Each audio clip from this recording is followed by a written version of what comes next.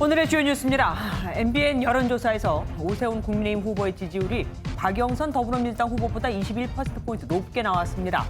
부산에서는 박형준 국민의힘 후보가 김영춘 민주당 후보를 2배로 앞섰는데 LCT 의혹이 선거에 영향을 미칠 것이라는 응답도 절반이 넘었습니다.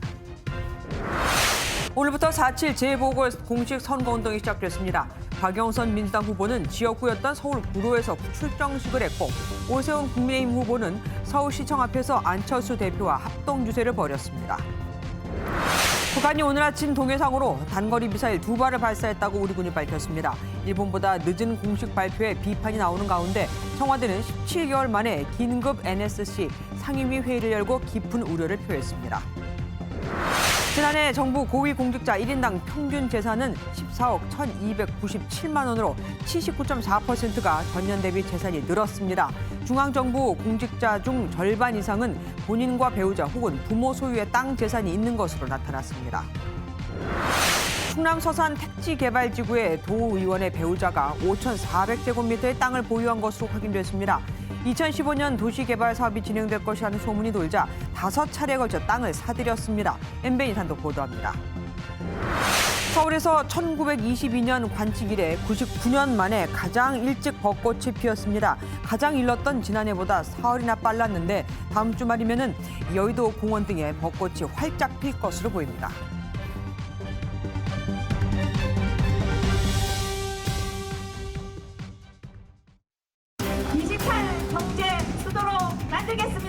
반드시 성공으로 써내려가겠습니다.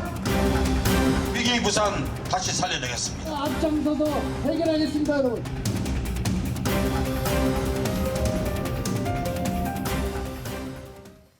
(4.7) 재보궐선거 공식 선거운동이 시작됐죠.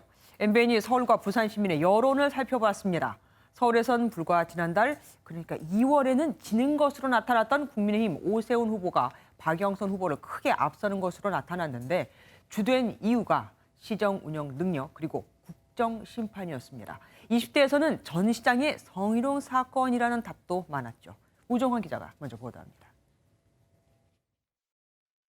MBN이 한길 리서치와 함께 서울 시민 859명을 대상으로 차기 서울시장에 대한 생각을 물어봤습니다.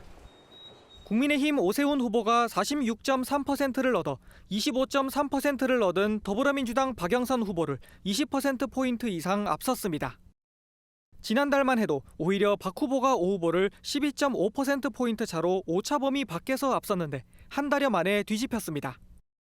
연령별로 살펴보면 민주당 주 지지층인 30대와 40대에서조차 오 후보가 앞섰고 다른 연령대는 격차가 더 컸습니다. 지지 후보 결정에 가장 큰 영향을 미친 요인이 무엇인지도 물어봤습니다.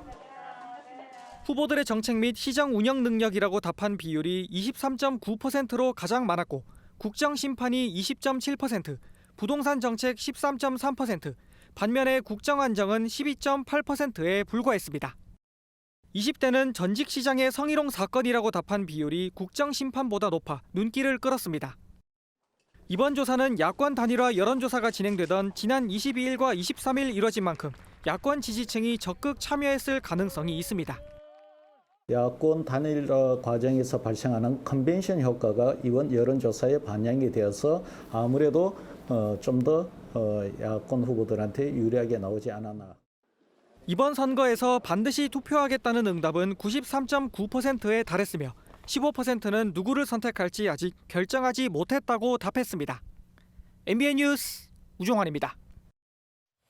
이어서 부산입니다. 부산시장 보궐선거 여론조사에서는 더불어민주당 김영춘 후보가 국민의힘 박형준 후보에게 크게 뒤지는 것으로 나타났습니다. 다만 응답자의 절반 이상이 LCT 특혜 분양 의혹이 선거에 영향을 미칠 것이라고 답해 변수가 될 수 있습니다. 가덕도 신공항은 별로 영향을 미치지 못했습니다. 배준우 기자가 보도합니다. 차기 부산시장으로 누구를 지지하는지 물었습니다.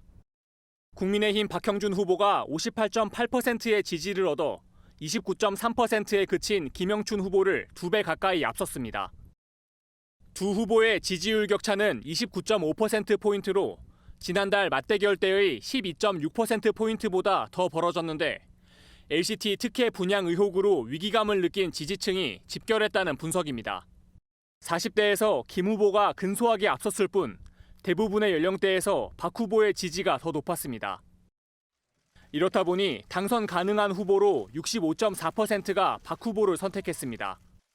지지 후보 결정에 가장 큰 영향을 미친 요인으론 국정심판 28.8%에 이어 후보의 도덕성 17.4%, 국정안정이 13.7% 순으로 나타났으며 부동산 정책이 8.2%, 여권이 강력히 추진했던 가덕도 신공항은 3.9%에 불과했습니다.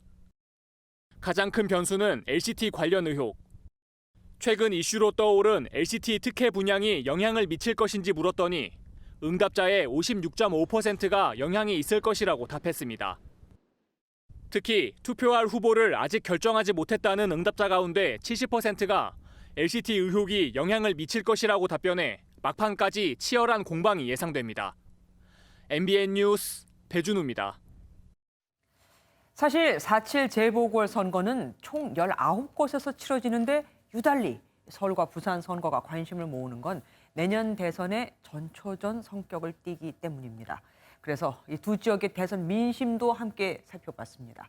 두 곳 모두 윤석열 전 검찰총장이 40% 넘는 지지율을 기록하며 선두로 나타났습니다. 3기 신도시를 취소해야 한다는 응답은 절반에 달했고 가덕도 땅도 전면 조사가 필요하다는 답이 많았습니다. 안보람 기자가 보도합니다. 서울, 부산 시민에게 차기 대통령으로 누굴 선호하는지 물었습니다.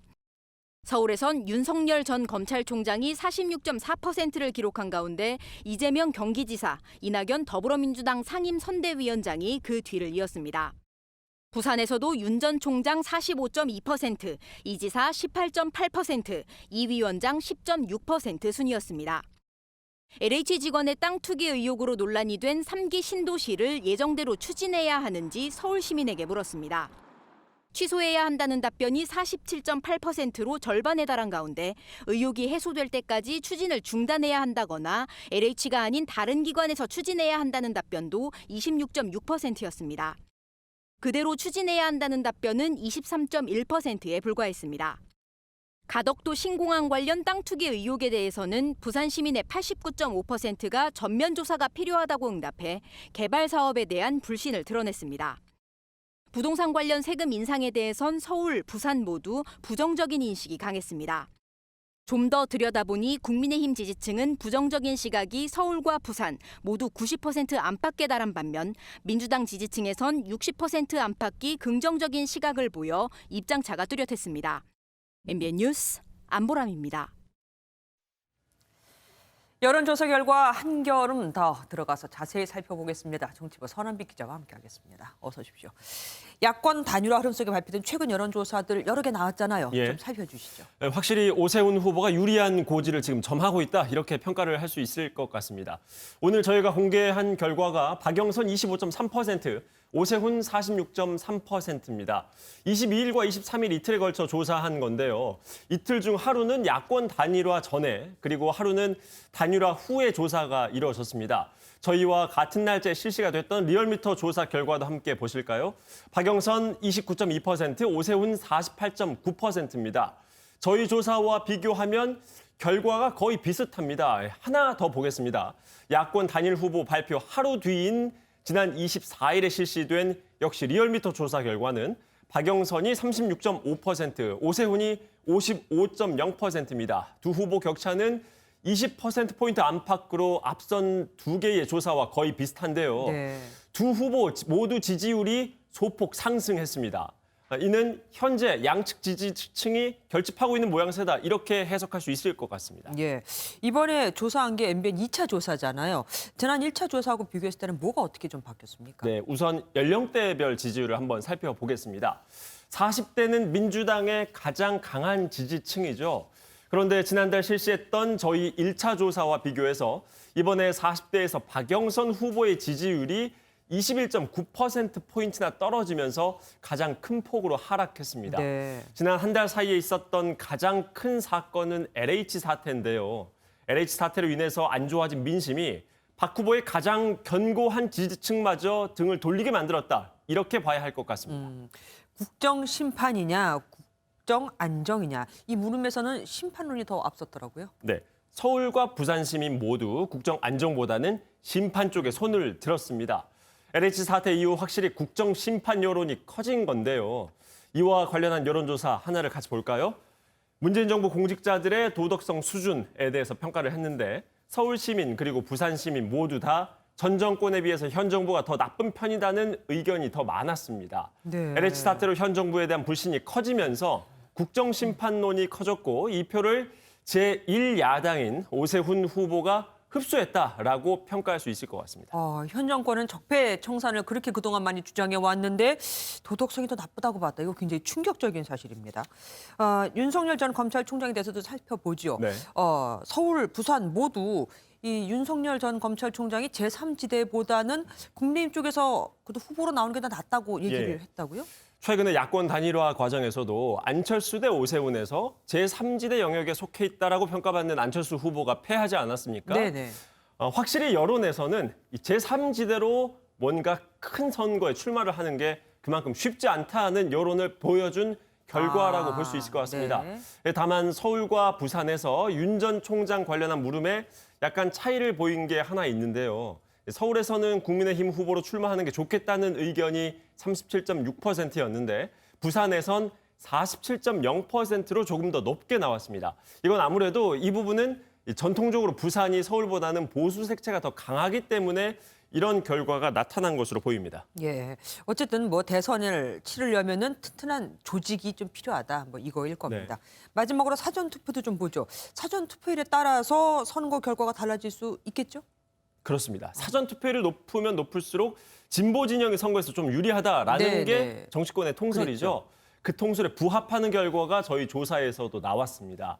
박 후보 지지층에서는 48.4%가 사전 투표를 할 것 같다고 답한 반면에 오 후보 지지층에서는 24.2%가 사전 투표를 할 것 같다고 답했습니다. 민주당 지지층에서 사전 투표장으로 더 나올 가능성이 크다고 볼 수 있는데요. 사전 투표율이 높게 나온다면 민주당 득표율이 높아질 가능성이 있다. 실제 선거에서 그렇게 될 가능성이 있다. 이렇게 봐도 될 것 같습니다. 예, 사전 투표를 두고도 신경전이 치열하겠습니다. 여기까지 듣겠습니다. 선한빛 기자와 함께했습니다.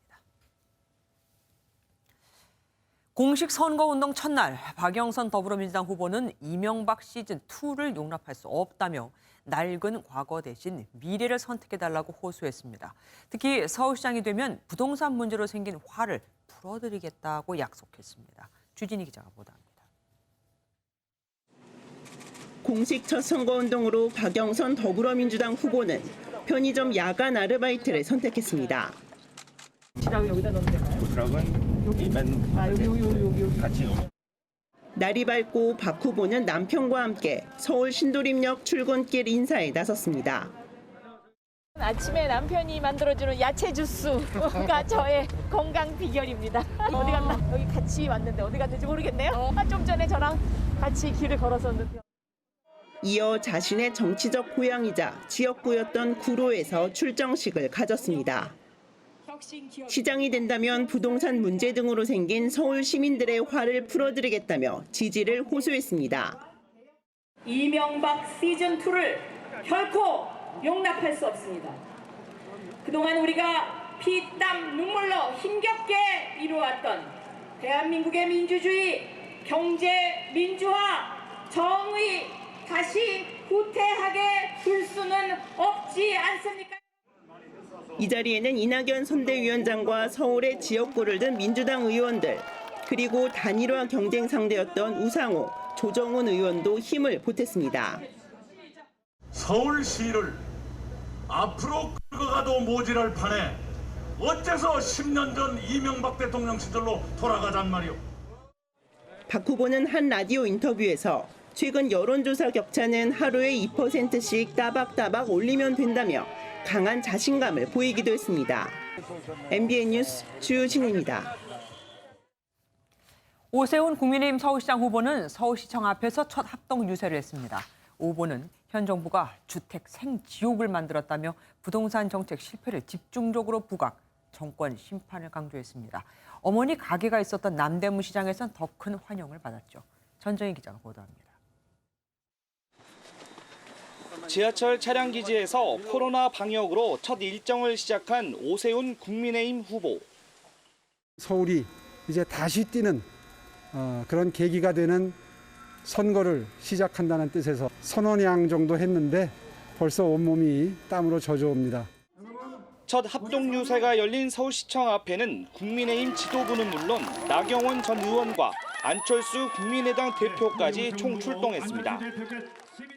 정권 교체의 고두보를 놓을 수만 있다면 저 안철수 목이 터지더라도 야권 단일 후보 오세훈 후보를 100번 1000번 외치겠습니다.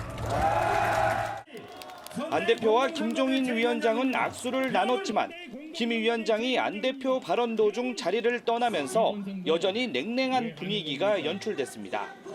은평구를 시작으로 하루에만 9개 구를 방문한 오 후보는 문재인 정부가 주택 생지옥을 만들었다며 부동산 정책 실패를 집중 부각했습니다. 박영선 후보가 당선되면 서울시의 재건축 재개발 정책, 중앙정부 정책과 다른 독자적인 주택 정책 펼 수 있겠습니까? 과거 어머니 가게가 있었던 남대문 시장에서는 상인들의 셀카 요청이 이어지며 뜨거운 관심을 받았습니다. 어머니하고 제일 친해버렸습니다. 그래서 오셨다 그래가지고 얼른 뛰어왔지요. 오 후보는 단일화 과정이 길었던 만큼 앞으로는 시민들을 직접 만나는 데 주력한다는 방침입니다. MBN 뉴스 전정인입니다. 부산에서는 출근길 인사로 공식 선거운동이 시작됐습니다. 김영춘 더불어민주당 후보는 힘있는 여당 시장으로 부산 경제를 살리겠다고 강조했고 정권 심판을 외친 박형준 국민의힘 후보는 가족 논란을 의식한 듯 아들과 함께 나와 눈길을 끌었습니다. 노태현 기자입니다.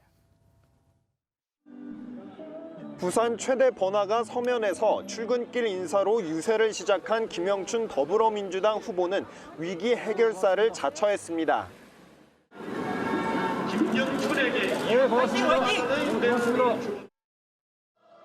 김태년 당대표 대행이 함께한 가운데 열린 선대위 출정식에서 김 후보는 힘있는 여당 시장이 돼 가덕도 신공항 조기 착공을 준비하겠다고 강조했습니다. 저희 승리가 부산을 살리는 그런 승리가 될 거라고 생각합니다. 부산 부활의 꿈을 가지고 반드시 이번 선거 승리해내겠다. 가덕도 신공항의 조기 착공 29년까지 완공하는 게. 박형준 국민의힘 후보는 부산의 중심 광복 사거리에서 시민들에게 아침 인사를 하며 정권 심판을 강조했습니다. 멋있습니다. 고맙습니다. 예. 박 후보는 문재인 정부가 일자리와 부동산 정책에서 실패했다고 목소리를 높였는데 가족 논란을 의식한 듯 친아들이 참석해 지지를 호소했습니다. 단순히 부산만의 선거가 아니라 대한민국 전체의 명운이 걸린 선거입니다. 지난 4년 실정으로 국민들을 실망시킨 정권에 대해서 민심의 회초리를 반드시 들어야 된다고 생각합니다. 앞으로 김 후보는 LCT 등 박 후보 의혹을 집중 공격하고 박 후보는 전직 민주당 시장의 성범죄를 부각시키는 등 남은 13일 동안 정책 대결 못지않게 네거티브 공방도 치열할 것으로 예상됩니다. MBN 뉴스 노태현입니다. 선거의 백미는 바로 벽보입니다. 단 한 장의 사진으로 후보자의 표심을 이끌어내야 하기 때문이죠. 각각의 후보들은 과연 어떤 벽보를 선택했을까요? 박자한 기자가 알아봤습니다. 서울 이화동 거리에 서울시장 후보자 12명의 선거 벽보가 나란히 붙었습니다.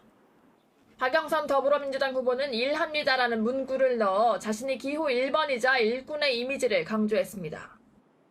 재난지원금 10만 원을 디지털 화폐로 지급하겠다는 내용은 플래카드를 통해 홍보했습니다. 모든 걸 끊어버리고 새로운 서울시를 좀 만들었으면 좋겠어요. 진짜로. 그러길 원해요. 오세훈 국민의힘 후보는 서울시장 재임 경력을 내세워 첫날부터 능숙하게라는 글자로 맞섰습니다. 이번 선거가 민주당 시장의 성착에서 비롯됐으며 임기 1년짜리 재보선이란 점을 강조한 겁니다. 사회적으로 지탄받을 만한 일을 했기 때문에 그런 일이 벌어졌다고 생각을 하거든요. 그래서 앞으로는 그렇지 않을 사람이 당선이 됐으면 좋겠다는 생각. 선거 때마다 화제를 모으는 허경영 국가혁명당 후보는 국가에 돈이 없는 게 아니라 도둑이 많다라고 강조해 현 세태를 풍자하기도 했습니다. 부산 선거에선 김영춘 민주당 후보가 자신의 경제 통임을 적극 알렸고 박형준 국민의힘 후보는 소속 정당을 강조한 내게 힘이 되는 시장이란 문구를 활용했습니다. 선거 벽보 훼손은 2년 이하 징역이나 400만 원 이하의 벌금형에 처해질 수 있다고 선관위는 경고했습니다. MBN 뉴스 박자한입니다. 4.7 재보궐선거를 앞두고 정치권을 달구는 뉴스들 살펴보도록 하겠습니다. 여의도 픽뉴스, 오늘은 정치부 정광재 부장과 함께합니다. 어서 오십시오. 오늘 공직자들 재산 신고 액수가 이게 나왔습니다. 네. 검찰총장을 그만뒀지만 여전히 정치권에서는 윤석열 전 검찰총장에 대해서 관심이 무척 많아요. 네. 오늘 보니까 69억 원의 재산을 신고했던데 이렇게 네. 많습니까? 그렇습니다. 이 윤석열 전 검찰총장은 지난 3월 초에 사퇴를 했는데 공직자 재산 신고 기준은 지난해 연말이기 때문에 이번에 윤 전 총장도 재산이 공개됐습니다. 윤 전 총장의 재산 신고액은 69억 978만 원이었는데 법무, 검찰, 고위 공직자 가운데 재산 순위 1위를 기록했습니다. 네. 액수도 지난해보다 2억 2,590만 원 늘었습니다. 예, 특이한 거는 대부분의 재산이 아내 거더라고요. 네. 또 전체 재산 중에서 예금 비중이 굉장히 높았고 딴 데 투자할 시간이 없었던 건가요? 맞습니다. 69억 원 넘는 재산 가운데 본인 재산은 지난해와 같은 예금 2억 1,981만 원이 전부입니다. 나머지는 모두 배우자 김건희 씨 재산인데요. 1년간 증가한 재산 역시 김 씨가 소유한 토지와 건물의 공시지가 상승이 주요 원인입니다. 주목할 만한 건 말씀하신 대로 예금이 아주 많다는 점인데 윤 전 총장 예금과 김 씨의 예금을 더하면 무려 53억 4천만 원에 달합니다. 전체 신고 재산 69억 원 가운데 예금 비중이 77%나 되는 셈입니다. 집값이 많이 올랐기 때문에 일반적으로는 네. 재산에서 차지하는 게 부동산이 굉장히 크잖아요. 예. 근데 전 총장은 아닌입니다. 네, 실제로 우리나라 평균 가계 자산 가운데 부동산 비중이 대략 70%가 넘는 걸 고려하면 윤 전 총장의 예금 비중은 이례적으로 큽니다. 윤 전 총장은 2012년 결혼 전만 하더라도 거의 재산이 없었다. 이런 게 이 법조계 전언인데요. 네. 지금도 부인 김 씨 재산이 대부분입니다. 여기에 2012년 결혼 후부터는 윤 전 총장이 워낙 뉴스의 중심에 있었기 때문에 예금 외에 마땅히 이걸 부동산이나 주식과 같은 다른 재산으로 늘리기는 어려웠을 것이라는 분석입니다. 예, 윤 전 총장 얘기가 나온 김에 다른 대권 후보들 얘기를 좀 해볼게요. 이정현 전 새누리당 대표가 MBN에 출연해서 대선 후보로 다른 누구도 아닌 정세균 총리를 얘기했습니다. 네, 그렇습니다. 이정현 전 대표는 현재 이재명 경기지사가 여권 내에서 대선 후보로 가장 지지율이 높지만 정작 가장 두려운 후보로는 정세균 총리를 꼽았습니다. 진짜 제가 생각할 때 두려운 존재가 있습니다. 정세균 총리인데요. 정말 저희들 야당 입장에서는 아주 다행스러우면서도 두려운 존재입니다. 기업 출신인데다가 정치 경험도 풍부하고 또 국회 내에서 계보를 보더라도 정 총리 경쟁력을 무시할 수 없다는 게 이 전 대표의 평가였습니다. 그러면은 야권 대선 후보들에 대해서는 뭐라고 했습니까? 네, 윤석열 전 검찰총장 물론 포함됐고요. 네. 김동연 전 경제부총리 또 최재형 감사원장 등을 후보로 꼽았는데요. 특히 윤 전 총장에 대해서는 과거에 높은 인기를 누리다가 결국에는 대권에 실패한 전례가 있다는 점을 언급한 점이 특이했습니다. 김 전 부총리나 최 원장 등을 포함한 오디션 방식의 후보 선출이 집권에 도움이 될 것이라는 평가도 내놨습니다. MBN의 보이스트롯이나 미스트롯처럼 치열한 경쟁을 하고 이렇게 하다면 흥행도 되고 오히려 여권보다 훨씬 나대지에 빨리 집을 지을 수 있지 않을까 하는 그런. 예. 서울시장 선거에 나선 여야 후보들이 교통방송 있죠. TBS를 두고 공방을 벌인 것도 지금 화제가 되고 있습니다. 오세훈 국민의힘 후보는 여기에 출연을 하지 않겠다라고 얘기했다면서요. 네, TBS 김어준의 뉴스공장 출연 요청을 받은 오세훈 국민의힘 서울시장 후보 측이 출연 요청에 응하지 않았습니다. 그러면서 TBS는 현 정부에 너무 편향적이다, 공정해지고 편향적이지 않은 상황이 되면 출연이 가능할 것이라는 입장을 밝혔는데 오 후보는 앞서 언론 인터뷰를 통해서도 이 TBS의 편향성 문제를 지적하면서 서울시의 예산 지원 중단 가능성을 거론한 적도 있죠. 예, 박영선 더불어민주당 후보가 이걸 놓칠 리 없을 텐데요. 예, 맞습니다. 이 박 후보는 오 후보가 출연 거부한 그 프로 김어준의 뉴스공장에 출연해서 TBS 방송에 대한 탄압이 시작됐다라고 날을 세웠습니다. 애초에 두 사람 모두에게 출연 요청이 있었는데 오 후보가 거부하면서 박 후보만 출연한 셈인데요. 박 후보는 이 자리에서 TBS 지원 중단 문제는 서울시 의회에서 조례를 고쳐야 하는 것이라면서 시장이 할 수 있는 일과 할 수 없는 일을 구분하지 못하는 후보라면서 이 오세훈 후보를 비판하기도 했죠. 뜻밖의 서울시장 선거에서 TBS 문제가 쟁점이 되고 있습니다. 송영길 더불어민주당 의원도 한마디 거들었던데요. 네, 그렇습니다. 송 의원은 자신의 페이스북에 김어준의 뉴스공장이 없어질 수 있다면서 김어준 없는 아침이 두렵다면 오직 박영선 이런 메시지를 올렸습니다. 사실 이 김어준의 뉴스공장을 두고는 이번 서울시장 선거에 도전했던 금태섭 전 의원도 후보 시절에 문제를 제기한 적이 있습니다. 오세훈 후보 캠프 공동선대위원장이 된 금 전 의원은 프로그램 폐지냐 진행자 교체에 대해서 서울 시민의 뜻을 묻겠다고 밝힌 바가 있었죠. 네. 이번 TBS 논란이 서울 시민의 표심에도 영향을 줄 것이라는 게 정치권의 판단입니다. 선거 열기는 점점 뜨거워질 테니까 네. 계속 지켜봐 주셔야겠습니다. 지금까지 정광재 부장과 함께했습니다. 네, 고맙습니다. 북한이 나흘 전에 이어서 또 오늘 아침 동해상으로 단거리 미사일 2발을 발사했습니다. 우리 정부는 단거리 탄도미사일 가능성에 무게를 두었지만 일본과 미국은 탄도미사일이라고 확인을 해주었습니다. 우리나라는 이번에도 한 발 늦은 발표로 또 논란이 일고 있죠. 김현 기자가 보도합니다. 합동참모본부는 북한이 동해상으로 단거리 미사일 2발을 발사했다고 발표했습니다. 우리 군은 오늘 07시 6분경과 07시 25분경 동해상으로 발사된 단거리 미사일 2발을 포착하였습니다. 발사 지점은 함경남도 함주 일대로 비행거리는 약 450km, 고도는 약 60km로 탐지됐습니다. 합참 관계자는 단거리 탄도미사일 가능성에 무게를 두고 있다며 미사일 종류 등에 대해서는 한미 정보 당국이 정밀 분석 중이라고 밝혔습니다. 일각에서는 SLBM, 잠수함 발사 탄도미사일 가능성도 거론하고 있으나 북한판 이스칸데르 가능성이 더 높다는 분석입니다. 2발을 20여 분 좀 사이로 발사가 됐잖아요. 2발을 탑재할 수 있는 이동식 발사대를 통해서 쏜 것으로 이제 추정이 됩니다. 지난 8차 당대회 때 공개되었던 그 북한판 이스칸다르의 계량형이 아닐까로 이제 추정이 되는. 이런 가운데 우리 군의 발표가 일본 언론보다 16분 늦었고 탄도미사일 여부도 확인하지 못하면서 늑장 대응 논란이 일었습니다. 우리 군은 이번 미사일 발사에 김정은 위원장이 직접 참관했을 가능성도 배제하지 않고 북한의 동향을 살피고 있습니다. MBN 뉴스 김현입니다. 북한의 미사일은 크게 세 종류로 나눠볼 수 있습니다. 미국까지 도달하는 대륙간 탄도미사일, 지난해 무수히 실험했던 그 방사포, 그리고 잠수함에서 쏠 수 있는 SLBM이죠. SLBM은 바닷속으로 미국 가까이 가서도 쏠 수 있기에 미국이 경계를 하는 미사일인데 나흘 전 발사한 순항 미사일에 미국이 별 반응을 하지 않자 수위를 높인 걸까요? 우리한테 신경을 좀 써, 이렇게요. 이어서 송은정 기자가 보도합니다.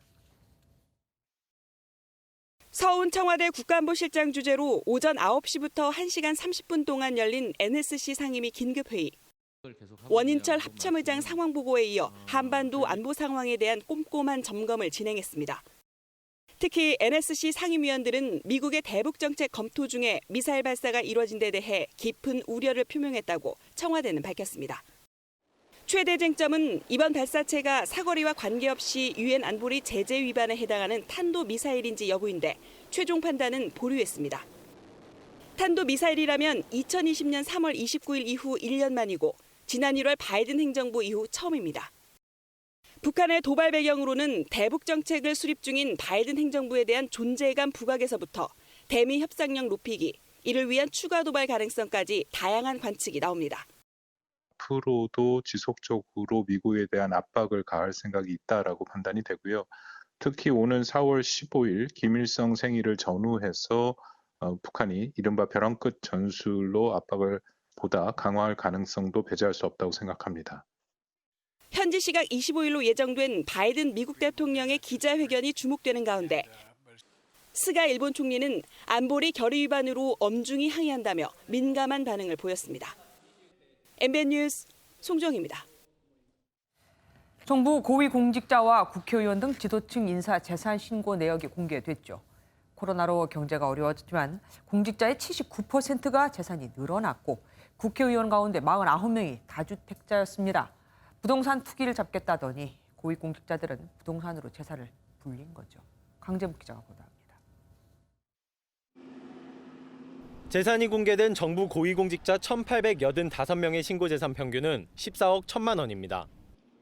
이들 10명 중 8명은 재산이 늘었는데 증가액 평균만 1억 3천만 원이 됩니다. 문재인 대통령은 지난해보다 1억 2천만 원이 늘어난 20억 7천만 원을 신고했는데 퇴임 후 사절을 위해 마련해둔 부동산 가격이 상승했기 때문으로 풀이됩니다. 또 중앙정부 공직자 759명 가운데는 절반 이상이 토지를 갖고 있으며 토지 총액만 1,000억 원에 달했습니다. 국세청, 경찰청, 국토교통부 등 관계기관 파견 직원으로 구성할 예정이며 부동산 관련 기관의 재산 공개자 등에 대해서는 6월까지 신속히 심사하고 21대 국회의원 역시 지난해 82.9%가 재산이 늘어났는데 평균 재산은 28억 4천만 원으로 나타났습니다. 전복민 무소속 의원이 914억 원으로 가장 많았으며 진선미 민주당 의원은 마이너스 10억 원을 신고해 눈길을 끌었습니다. 다주택 논란에도 불구하고 집을 2채 이상 보유한 다주택자 의원은 49명으로 국민의힘 29명, 민주당 14명, 무소속 5명이었습니다. MBN 뉴스 강재묵입니다. 도의원도 이번에 공직자 재산 공개를 했는데 충남 한 도의원의 남편이 1년간 5곳을 집중적으로 매입한 것으로 드러났습니다. 바로 충남 서산의 개발지구였죠. 과연 우연일까요? 장명훈 기자가 단독 보도합니다. 충남도의회 A 의원의 남편 B 씨가 사들인 충남 서산시 수석동 일대 땅입니다. 면적은 약 2,100제곱미터, 사용 용도는 논입니다. 배우자 B 씨 명의의 또 다른 1,000제곱미터 규모의 땅입니다. B 씨는 수석동 일대에만 이런 필지를 6개나 보유하고 있습니다. 6필지를 지난 2015년부터 1년간 5차례 매매를 통해 집중적으로 사들였는데 공유 지분까지 따져보면 모두 5,403제곱미터나 됩니다. 투기 의혹이 불거진 건 B 씨가 땅을 산 시점 때문입니다. 서산시는 오는 2028년까지 수석동 일대 46만 제곱미터 부지에 복합 버스터미널 등을 짓는 등 도시개발 사업을 추진 중인데 지난 2015년 연구 용역을 시작했습니다. 공교롭게도 B 씨가 땅을 집중적으로 산 시기와 같은 기간입니다. 수익이 들어간 곳은 비싸졌죠. 30-40%? 그렇게 많이 오르진 않았어요. 원래 땅값이 비싸서 80, 90, 100만 원. A 의원은 사업에 필요한 부지를 물색하다가 중개업자의 권유에 의해 산 것이지 개발과는 무관하다고 설명했습니다. 저희는 그거하고는 무관하고 회사를 경영하는데 우리 교통이 좀 안 좋아요. 그래서 조금 IC하고 가깝고 이런 넓은 쪽을 택하고 있었던 찰나에 A 의원 외에도 잇따라 투기 의혹이 제기되면서 지역 정가에서는 전수조사를 해야 한다는 목소리가 커지고 있습니다. MBN 뉴스 장명훈입니다. 문재인 대통령이 맞은 백신이 아스트라제네카가 아니었다는 의혹을 둘러싸고 주사기의 뚜껑을 다시 씌우는 게 맞는 건지 논란이 가라앉지 않고 있습니다. WHO도 우리 의사협회도 주사를 맞기 전에 다시 그 뚜껑을 닫아야 한다는 메뉴는 없다고 하는데 주사를 마친 간호사가 양심 선언을 하지 않으면 해코지를 하겠다는 협박 전화까지 받고 있습니다. 강대엽 기자가 보도합니다. 문재인 대통령 접종 당시 종로구 보건소는 주사기 뚜껑을 다시 씌우는 리캡이 매뉴얼에 따른 조치였다고 설명했습니다. 외부로부터 오염을 막고 주사기에 찔릴 위험이 있다는 이유에서였습니다. 하지만 리캡은 불필요한 과정이라는 반론이 나왔습니다. 노환규 전 의사협회장은 SNS에 세계보건기구 접종 매뉴얼에도 리캡은 오히려 피해야 할 행위로 기술됐다고 반박했습니다. 뚜껑을 씌우다 찔릴 수가 있는 거예요. 부득이한 경우에 리캡을 해야 되는 경우에는 그 뚜껑을 바닥에 내려놓은 다음에 한 손으로 이렇게 집어넣는 원핸드 스쿱 방법을 이용하라고 돼 있는 거죠. 질병관리청이 배포한 지침서도 접종 전 리캡을 금지하진 않지만 권고사항은 아닙니다. 미 질병통제예방센터 규정 역시 접종이 끝나고 폐기 시 리캐핑에 대한 규정만 있을 뿐 접종 전 규정은 없습니다. 결국 접종 전 다시 뚜껑을 씌울지 말지는 의료진 개인이 판단하는 셈입니다.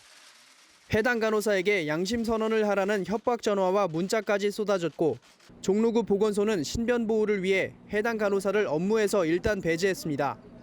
논란이 가라앉지 않는 가운데 서울 종로경찰서는 허위 정보 유포와 협박에 대해 엄정하게 사법 처리하겠다고 밝혔습니다. MBN 뉴스 강대엽입니다.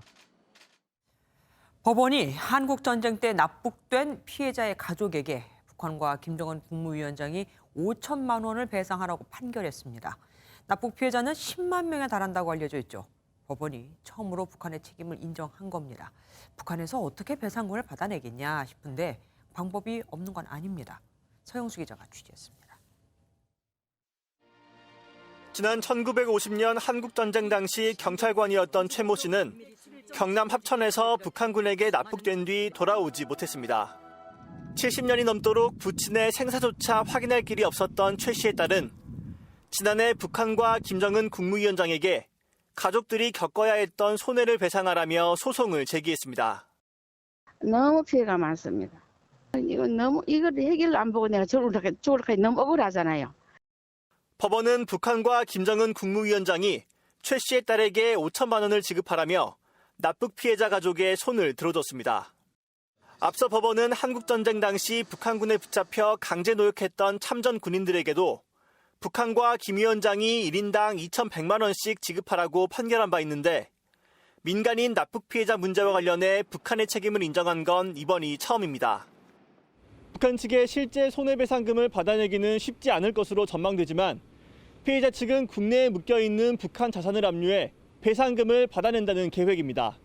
MBN 뉴스 서영수입니다. 손소독제나 방향제 같은 생활화학 제품은 실생활에서 유용하게 쓰이지만 자칫 작은 불똥이라도 튀면은 화재로 이어지기가 쉽습니다. 불에 닿으면 펑펑 터질 수 있거든요. 서울시가 생활 속 위험물 판매 업체들을 단속한 결과 관리가 아주 엉망이었습니다. 정정 기자가 함께했습니다. 서울 동대문구의 한 공원입니다. 출동한 소방관들이 나무 정자에 붙은 불을 서둘러 진화합니다. 중학생 4명이 손소독제에 불을 붙이며 벌인 불장난이 화재로 번진 사고로 자칫 대형 화재로 이어질 뻔한 아찔한 순간입니다. 코로나19로 자주 쓰는 손소독제 등 일상 속 생활화학 제품은 얼마나 위험할까? 실험해봤습니다. 손소독제는 물론 방향제인 디퓨저도, 접착제도 작은 불똥만 닿으면 불이 붙습니다. 그러나 이처럼 위험천만한 생활화학 제품을 파는 업체들은 정작 위험성에 둔감했습니다. 지정 수량 이상의 위험물을 무허가로 쌓아놓는 건 불법이지만 업체는 발뺌에 급급합니다. 화재를 맞을 정도로 제가 이걸 엄청 갖고 있는 것도 아니고 이걸 서울 소방재난본부가 생활화학 제품 판매업체 74개를 불시 단속한 결과 절반에 육박하는 33개 업체가 적발됐습니다. 단속된 업체는 대부분 인터넷 판매업체. 4건을 형사 입건하고 11건의 과태료를 부과했습니다. 주택가, 상가, 창고, 오피스텔 등 우리 생활 주변 가까이 위험물을 보관하고 있는 경우가 많았습니다. 화재 발생 시 급격히 확대되어 큰 피해가 우려됩니다. 서울 소방재난본부는 소비자들 역시 생활화학 제품을 다룰 때 주의를 기울여 달라고 당부했습니다. MBN 뉴스 정주영입니다. 대학에선 지난해에 이어 올해도 대부분 강의가 온라인 수업으로 이루어지고 있죠. 그런데 작년에 찍어둔 강의를 그대로 재사용하는 교수들이 적지 않습니다. 심지어는 4년 전 강의 동영상을 그냥 틀어주기도 하죠. 작년에는 온라인 수업을 준비하느라 돈이 든다며 등록금을 깎아주지 않았는데 그럼 올해는 왜 등록금이 그대로일까요? 정태진 기자가 취재했습니다. 대학생 이민지 씨가 듣고 있는 경제학 강의. 사실은 지난해에 녹화된 영상입니다. 수업 도중에 질문을 하거나 다른 학생과 토론을 하는 것은 당연히 불가능합니다. 다들 그냥 어이없어 하고 약간 화내는 친구들도 있고 근데 그래도 이제 학생들이 교수님한테 직접적으로 이거 강의 재사용 아니냐라고 말은 못하는 상황이고 2020년에 만든 수업 영상이다 보니 황당한 일이 벌어지기도 합니다.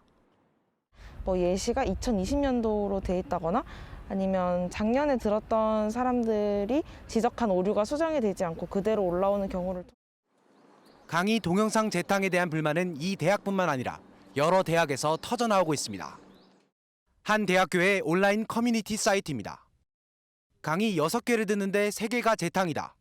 강의가 녹화 영상이라 3월에 매미 소리가 들린다는 불만이 줄줄이 올라왔습니다. 심지어 4년 전에 녹화한 영상을 사용하는 교수도 있습니다. 대학 측에서는 대책을 고민하고 있다면서도 교수들에게 가급적 녹화 영상을 사용하지 말아달라고 권고하는 게 전부입니다. 아마 좀 최신 내용으로 업데이트하도록 아마 교강사님들한테 안내하고 있는 걸로. 같은 주제의 강의라면 지난해 영상을 재사용해도 무방하다고 볼 수 있겠지만 그렇다면 등록금이라도 조금 내려줘야 하는 것 아니냐는 목소리가 학생들 사이에서 나옵니다.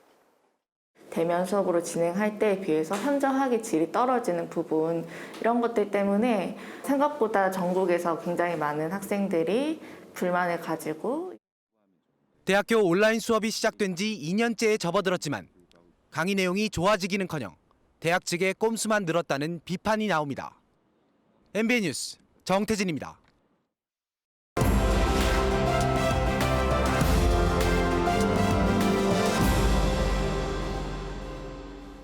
키워드를 살펴보는 화제의 뉴스, 빅뉴스 시간입니다. 사회부 민지숙 기자와 함께하겠습니다. 어서 오십시오. 첫 번째 키워드 뭡니까?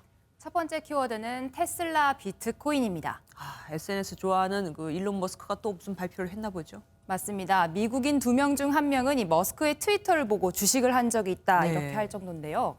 어제자 트위터에 이제 비트코인으로 테슬라 자동차를 살 수 있다 이런 새 소식을 올린 겁니다. 곧바로 미국에서는 테슬라 구입창에 비트코인 결제창이 추가됐는데요. 우리나라는 내년부터 가능해질 것 같습니다. 아니, 이 원래 비트코인은 가격이 막 초단위로 바뀌지 않습니까? 그런데 이걸로 자동차를 산다. 그런데 카드나 그런 현금보다 뭐 나은 겁니까? 이게 신선한 결제 방식이긴 한데 사실 소비자 입장에서는 세금 폭탄을 맞을 수 있는 우려가 있다고 합니다. 네, 비트코인 결제는 먼저 이 코인을 현재 가격으로 팔아서 그 현금으로 값을 치르는 방식인데요. 코인 역시 재산으로 인정하는 미국에서는 이때 발생한 이 시세 차익만큼 세금을 떼어간다고 합니다. 근데 이게 최대 20% 정도 된다고 하는데요. 맞네요. 네, 여기에 또 테슬라는 이 비트코인 주소를 잘못 적을 경우에 영영 잃어버릴 수 있다. 또 환불은 절대 안 된다. 이런 경고 멘트까지 달았습니다. 아니 그러면은 값도 비싸고 또 손해를 볼 수 있는데 그런데도 비트코인으로 사람들이 이렇게 많이 살까요? 사실 당장 결제가 많이 이루어질 것 같지는 않습니다. 하지만 머스크가 이 코인 투자에 열을 올리고 있는데요. 이 큰 그림을 보고 투자를 한 거다 이렇게 해석이 나오고 있습니다. 네. 당장 테슬라를 비트코인으로 살 수 있다 이 소식이 퍼지자마자 곧바로 비트코인 가격이 상승했는데요. 비트코인이 실물 화폐처럼 쓸 수 있다는 이 사실 자체가 미래 가치를 높이기 때문입니다. 일론 머스크도 이 결제용으로 들어온 비트코인은 현금화하지 않고 가지고 있겠다 이렇게 발표했습니다. 어쨌든 앞으로 뭐 가상화폐가 일상 속에 계속 침투해 들어오겠습니다. 다음 키워드 뭐 준비하셨습니까? 노래 먼저 들어보고 가시죠. 네네. 혹시 롤린이란 노래 들어보셨나요? 네네네. 요즘 그 군인들 사이에서 새롭게 뭐 다시 인기를 끌고 있다는 뭐 그 곡인 것 같은데 30만 원은 뭡니까? 네, 사실 이 노래가 4년 전에 나왔는데 그때 당시에는 크게 인기를 끌지 못했습니다. 네. 최근 다시 인기를 끌면서 이 저작권 가격이 한 주당 3만 원, 2만 5천 원 가격에서 한 달 사이 10배 뛰어오른 겁니다. 네. 그 덕분에 이 음원 저작권을 가지고 있던 사람들이 크게 돈을 벌었다고 합니다. 잠깐만요. 사람들이라고 하셨죠. 원래 저작권료는 가수나 작사가 이렇게 딱 정해진 사람이 받는 거 아닙니까? 네, 맞습니다. 이 노래 한 곡의 음원이 팔리면 이 10% 정도를 저작권료로 이렇게 넘어가는데요. 가수나 작곡가, 작사가 등 이 아티스트들이 받습니다. 근데 음원이 팔릴 때마다 조금씩 수익이 발생하는 이건데 이 저작권 자체를 목돈을 팔고 한 번에 팔 수도 있다고 합니다. 최근에 이 아티스트들로부터 저작권을 한 번에 사들여서 개인 투자자들에게 쪼개서 파는 플랫폼이 등장했는데요. 그 덕분에 요즘엔 이 개인들도 음악 저작권을 이 주식처럼 사서 배당금을 받을 수 있다고 합니다. 네, 요새 정말 별걸로 다 돈을 버는 시대가 됐습니다. 모르는 분들 더 소외감 많이 느끼겠어요. 마지막 키워드 뭐 준비하셨습니까? 마지막 키워드는 취준생 스티브 잡스입니다. 스티브 잡스가 이제 취업 준비생일 때 얘기란 얘기죠? 네, 맞습니다. 제 뒤에 이제 이력서 한 장이 보이실 텐데요. 이 잡스가 18살 때 대학을 중퇴했을 당시 자필로 쓴 것으로 알려진 이력서입니다. 네. 영국 경매에 나온 건데 이건 22만 달러, 우리 돈으로 약 2억 5천만 원에 팔렸다고 합니다. 사려는 사람이 많았었나 봅니다. 여기는 뭐 잘 안 보여요. 뭐라고 쓰여 있습니까, 내용이? 네, 잡스 이력서 내용을 보시면 애플을 만든 잡스의 전공은 영문학, 특기는 전자기술과 디자인공학이다 이렇게 적혀 있습니다. 아래쪽을 좀 보시면 운전면허가 있다고 했는데 교통수단 이용 가능 여부를 묻는 질문에 가능하지만 가능성은 없다. 이런 엉뚱한 대답을 써놓기도 했습니다. 글쎄요, 제가 CEO라면 이런 사람 안 뽑을 것 같은데 어쨌든 어느 회사에 지원을 했던 겁니까? 그리고 이걸 낸 회사에 뭐 취업이 된 겁니까? 그게 좀 궁금하실 텐데요. 잡스가 이 이력서를 몇 군데 회사에나 넣었는지 알 수 없지만 이 이력서가 쓰인 바로 다음 해에 한 컴퓨터 제조회사에 취업했다고 합니다. 하지만 취업에 어렵게 성공한 지 2년 만에 퇴사를 했고 우리가 아는 그 애플을 창업했습니다. 어쨌든 저렇게 아주 간단한 이력서만 보고도 스티브 잡스를 알아보고 취업시켰던 회사가 있었던 거네요. 네, 오늘 여기까지 듣겠습니다. 민지숙 기자였습니다.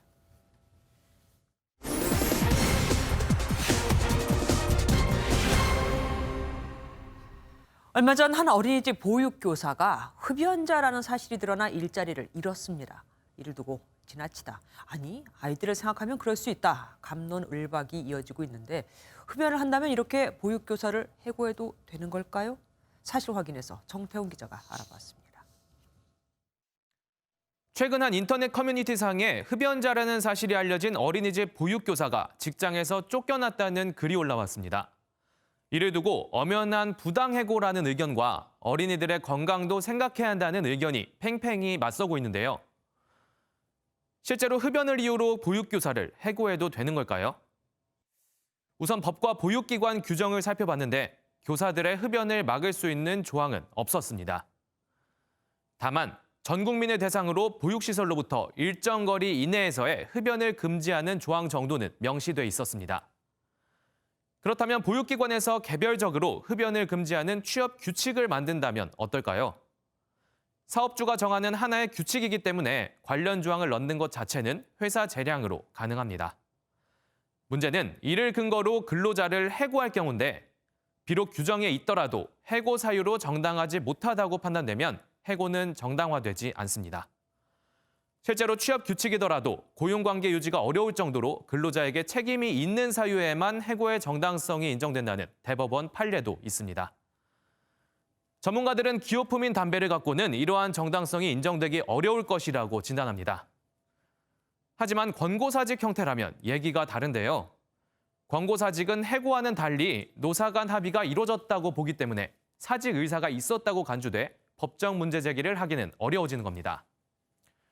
논란이 됐던 커뮤니티 글의 보육교사 또한 교사회의를 통한 권고사직의 형태로 진행됐습니다. 결론을 내리면 특수한 경우를 제외하고는 해고는 어려운 만큼 흡연하는 보육교사를 해고할 수 있다는 명제는 대체로 사실이 아니므로 판단됩니다. 사실 확인 정태웅이었습니다.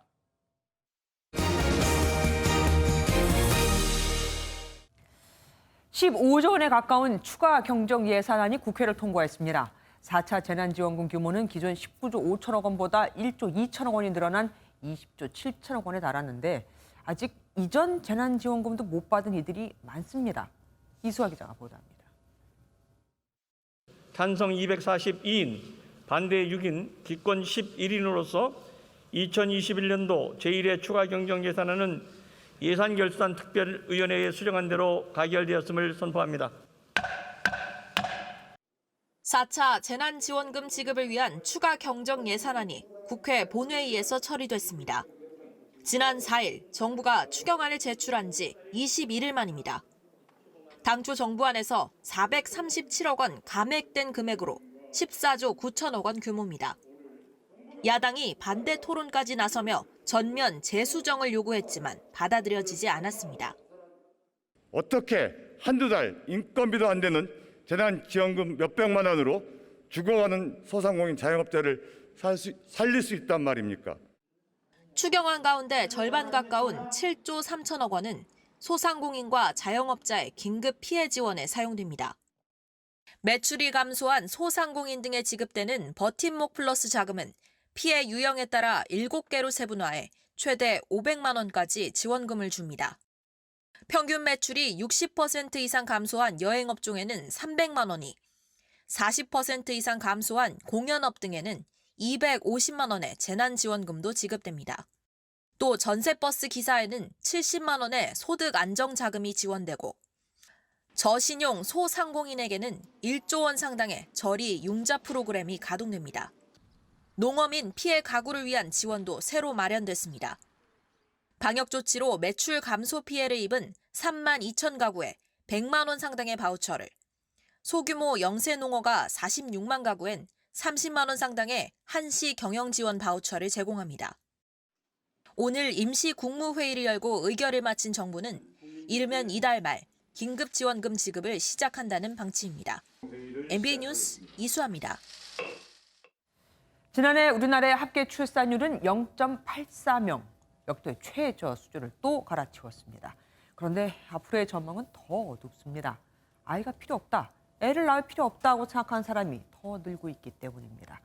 통계청에 따르면 지난해 10명 중 3명이 결혼 후 자녀가 필요하지 않다고 했거든요. 모든 연령대에서 자녀가 필요하지 않다는 답이 늘었는데 특히 10대와 20대는 절반 이상이 자녀가 필요 없다고 했습니다. 그런데 결혼이 필요하다고 느끼는 사람은 소폭 늘었습니다. 2008년 이후 처음으로 증가해서 다시 50%를 넘어섰거든요. 외로움 때문이었을까요? 공교롭게도 지난해 외롭다고 느끼는 국민은 22.3%로 2016년 이후 최고치를 기록했습니다. 서울에 올해 첫 벚꽃이 피었습니다. 관측이 시작된 1922년 이후 99년 만에 가장 이른 겁니다. 정부가 여의도 윤중로 벚꽃 구경을 추첨제로 바꿔놨는데 그 날짜 이전에 꽃이 피어버린 거죠. 그래도 벚꽃 명소들은 대부분 폐쇄될 예정이라 가도 보기 힘드실 겁니다. 강영호 기자가 보도합니다. 높게 솟은 벚꽃나무에 금방이라도 터질 것 같은 꽃봉오리가 가득 맺혔습니다. 가까이 살피자 벚꽃이 핀 가지가 듬성듬성 보입니다. 올해 서울에서 공식 관측된 첫 벚꽃입니다. 서울의 벚꽃 개화는 서울 기상관측소에 자리한 왕벚나무의 개화가 공식 기준입니다. 벚꽃은 한 나무에 많은 꽃이 피는 다화성 식물인데요. 이처럼 한 가지에 3송 이상의 꽃이 활짝 피었을 때를 개화로 봅니다. 이번 개화는 지난 1922년 관측 시작 이래 가장 빠른 것으로 역대 가장 빨랐던 작년보다 3일 빠르고 평년보다 17일 빠릅니다. 2월과 3월의 평균 기온이 평년보다 높아졌기 때문입니다. 3월 평균 기온이 평년값보다 3도 이상 높았고요. 일조 시간도 20시간 이상 길었습니다. 벚꽃 개화 기준이 되는 또 다른 나무들은 대표적 벚꽃 명소인 서울 여의도 윤중로에 있는데 다음 주말이면 꽃이 활짝 필 것으로 보입니다. 하지만 윤중로 벚꽃은 추첨을 통해 일부 주민에게만 관람이 허용되고 석촌호수 등 다른 벚꽃 명소들도 대부분 폐쇄될 예정입니다. MBN 뉴스 강용입니다. 사람이 살지 못하는 집이 무려 5억 6천만 원에 팔렸습니다. 디지털 세상에서만 존재해서 증강현실 안경을 써야만 집안 곳곳을 누빌 수 있는 가상의 집입니다. 왜 이렇게 비싸게 팔렸을까요? 정선민 기자가 취재했습니다. 붉은 하늘 아래 자리 잡은 집 한 채. 수영장 옆 일광욕 의자도, 거실의 식탁과 의자도 모두 투명한 유리로 만들어져 있습니다. 한국계 캐나다인 작가 크리스타 킴이 화성의 집을 구현해 만든 마스 하우스입니다. 사람이 살 수도 없는 디지털 형식의 집이 무려 50만 달러, 우리 돈으로 5억 6천만 원에 팔렸습니다. 이 집이 비싸게 팔릴 수 있었던 건 바로 NFT, 대체 불가능한 토큰 기술이 적용됐기 때문입니다. 구매자는 블록체인에 저장된 소유권을 발급받는데 복제도 위조도 불가능합니다. 킴은 코로나19 봉쇄로 집에 머무는 시간이 많아지면서 디지털 집의 필요성이 커졌다고 설명했습니다. 증강현실 안경만 쓰면 디지털 집으로 옮겨가 집안 곳곳을 누빌 수 있습니다. 앞서 NFT 기술이 적용된 잭도시 트위터 CEO의 첫 트윗은 33억 원에, 테슬라 CEO인 일론 머스크의 연인인 가수 그라임스의 디지털 그림 10점은 무려 65억 원에 팔리기도 했습니다. MBN 뉴스 정상민입니다. KDX 한국거래소, 데이터거래소와 LG U+, LG 헬로비전, CJ CGV가 어제 업무 협약을 맺고 미디어 데이터 얼라이언스를 출범했습니다. 참여자들이 보유한 미디어 데이터를 융복합해 국내 콘텐츠 기업이 필요로 하는 각종 데이터셋을 만들 계획입니다. 우여곡절 끝에 흥국생명이 챔피언 결정전에 오르기까지 가장 어깨가 무거웠던 선수가 바로 주장 김연경 선수였을 텐데요. 12년 만에 챔프전 무대에서 배구 여제임을 입증할 수 있을까요? 조희로 기자입니다. 지난해 11년 만에 깜짝 국내 무대 복귀를 결정한 김연경. 우승을 목표로 팀도 준비를 할 거고 저도 준비를 할 거기 때문에. 김연경을 품은 흥국생명은 시즌 개막과 함께 내리 10연승을 달리며 어차피 우승은 흥국생명이라는 신조어까지 나왔습니다. 하지만 웨인 루시아의 부상과 이재영, 다영 쌍둥이 자매의 학폭으로 팀이 주춤하는 사이 주장 김연경의 어깨는 무거워져 갔습니다. 사실 시즌 중간에 주전 선수 2명이 빠진 상황에서 경기를 한다라는 거는 정말 힘든 일이라고 저는 생각합니다. 그때마다 김연경은 팀을 다독였고 결국 리그 2위, 플레이오프에선 붕대 투혼까지 발휘하며 결국 팀을 챔프전으로 이끌었습니다. 12년 만에 챔피언 결정전에 오른 김연경은 배구 여제를 입증할 마지막 시험대에 올랐습니다. 끝까지 간다를 슬로건으로 잡았기 때문에 일단 되든 안 되든 끝까지 좀 잡고 늘어질 수 있도록 하겠습니다. MBN 뉴스 조희로입니다.